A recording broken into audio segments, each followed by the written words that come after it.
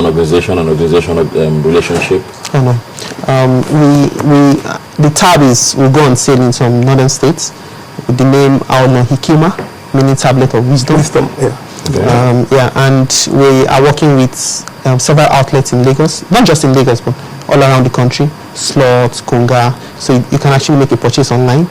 Our website will be coming up very soon, and in due course you'll be seeing a lot of public ads running around this. So purchase can be made online, purchase can be made from popular retail outlets all around the country. Yeah. Okay, so it's about to go on sale, you're saying? It's going on sale for the public? A couple of weeks we should be out. Okay. The market, What has the response, for people who you haven't worked with, for example, is there an interest from maybe people you've approached who you've tried to sell it to and market it to? How has the feedback been from them? We've been to several secondary schools and it's been like a wow experience for them. Because like I said, the whole essence is you have access to a lot of resources. I can say here that everything you need to pass a secondary school, SSC, GC, JAM, and even beyond secondary school. For example, we all know that in universities, our first year, we do pretty much the same things we did in secondary school. Yeah, SS3 essentially. So it's been like a wow experience for all of them. Like, okay, so we can have these resources sitting on the platform, and then I can take them everywhere on the bus and the party. So it's been great response, feedback. I'd also like to add that the response from parents has been very encouraging. We've been to a lot of public school, a lot of public and private schools, and the parent teachers associations are like, wow, we wish this was available when we were students, that kind of thing. So we'd like to say that donor organizations, the interest has been very, very overwhelming. Yeah. What has been the biggest criticism you've gotten about this? I mean, everything has critics, whether you like it or not. What has been the biggest criticism you've gotten from people, especially those who've used it? Okay, none so far in terms of usability. Okay. But on the other side is the fact that, like I said, we went to the market firstly through Osun State government. Okay. And they chose to call it Opoemo. So there's been that political side to it. People think, okay, this is Osun State government, it's political, etc. That's been like the major challenge. So they think it's an Osun State government project? Yeah, okay. But it's not. It's a private initiative. We were first deployed in Osun State, and they chose to call it Opoemo. Okay, that's very good. Let's talk about usability now. I mean, I remember when I was in secondary school, if you gave me a tab, I probably have cracked it by the third day. Things along those lines. My pocket money was nothing to write home about. So as a student, for example, things like warranties, things like, how does that work for the student? Yeah, the tab, in the course of user testing, we discovered that students hang it on their door, someone comes and bangs the door and the screen is broken, or hey, we have a test, let's take all our bags to the front, and everybody runs with their tabs, and so we have a leather pouch which comes free. Comes when you make a purchase, you get that. In addition, the tab comes with a 1-year warranty, and give or take, it has a 5-year useful life, meaning that if I have three children, I can give it to my first child and you pass it on, So yeah. Okay, so mostly the target is mostly WAEC and WAEC, JAM, and also international exams. Okay. Cambridge. These students that have used it, has Osun State government, for example, noticed any improvement in maybe the scores? I don't know if the results they've taken any exams with it yet.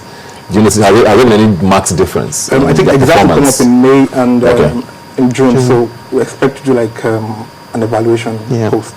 Those exams, Yes. Okay.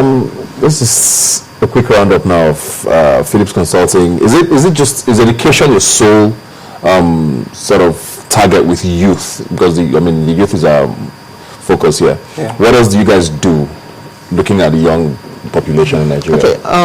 We have a lot, across various sectors. A president in Nigeria said he was going to declare a state of emergency on the power sector. So we look across not just education but different sectors: agriculture, power, health.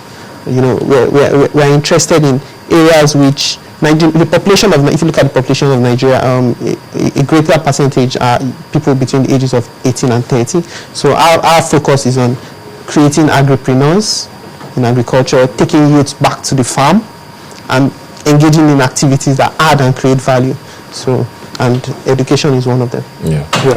Okay. One of the ways which we also try to educate the public generally, old, young, on several issues. Like, was it last week or 2 weeks ago, we had a report published in one of our dailies about health insurance. So what we do is also through education, generally we try to inform the public, reach out to all everyone. How does that work? We do a lot of research, and then we publish. And surveys too. Surveys. Yeah, we have a health insurance survey which we published in Business Day last week. Yeah. Interestingly, for this quarter or next quarter, coming quarter 8, focus is on education, and it's going to be massive. Massive. Okay, we're looking forward to that one. Sure. But agriculture for me is it's very interesting in the country now. It's probably the most talked about sector by Mr. President, and it's doing very well. I mean, the minister won the Man of the Year by Forbes last year, so it's obviously exciting things are happening there. And the whole idea for Mr. President, I believe, is to get young people to start, going back to the farms and things along those lines. I just want to get your thoughts now on maybe tying education and agriculture and making it, because people think agriculture and think illiteracy and think illiterates in the village and people who maybe have never left the village. It's something actually that's an occupation. Is there any way, how do you think maybe we can work along those lines of tying education and agriculture together for young people? The good thing is that reforms of the present government has been to sort of like move us from that subsistence level to mechanized, and that would involve a lot of education. So with the current system, you need to be educated to run a proper agric firm. I want to say that the reforms going on in the agriculture sector is one which every youth should be well aware of and should be able to key into. The federal government is in the course of creating commodity trading boards. Because the problem of markets, which had been complained about as a major constraint in the agricultural value chain, is being taken care of. And you notice that programs like extension workers and creating marketability for products and mechanization of farms. So I think it's something which is a system which had eroded over a period of time, and it's just going to take a bit, but we're getting there. Do you think we're going to get there though? Yes. I still find a lot. I mean, we heard projections about Lagos, for example, is going to get to probably 30 million in another 25 years or something. The urban drift is still on the rise. Everybody wants to go to the cities. So who's still going to do that farming? I know this is taking us off the conversation. I just want to. Do you know? I think the problem is us. I think the last couple of years, the government has done a lot in terms of putting structures in place. I think we have a problem in terms of attitude to agriculture. And the government has done quite a lot in terms of reforming the sector. You have loans available for agriculture. The e-wallet, for example. The GES program. Is a good thing by the government. Excellent initiative. But if we don't take up these opportunities, we'll go back to square one. So I think the challenge is for us to see agric in a new light. And we should understand the message. And then, because really, we can't continue to depend on oil. That strikes it. In the 70s, agric was like the mainstay of the economy. Pyramids, cocoa in the south. I want to get back to agriculture for us to grow this economy. That's the way to go. Agriculture is the way to go. It's very true, because like you said, I mean, that was in the 70s, and most of the young people now were not born in the 70s, so they can't relate. They can't relate to that. But back to I have a pig farm, and interestingly, I have a pig farm. Interesting. Pork. And I mean, if I'm a consultant, I'm educated. If I'm doing farming, anybody should be able to do farming. That's a good one. Let's just quickly go back now to the knowledge tab. What do you want to see this achieve, I don't know, by 2016, for example? Where do you want to see the knowledge tab be, and what sort of results would you want to have seen? Okay, for me, I want to see a situation whereby a graduate of computer science has used a tab while he was in secondary school. So when he gets to the university and he sees he has to work with a computer, he doesn't have that initial cultural shock, and the truth is, most people of our generation who have graduated, who read accounting, they never worked with accounting software.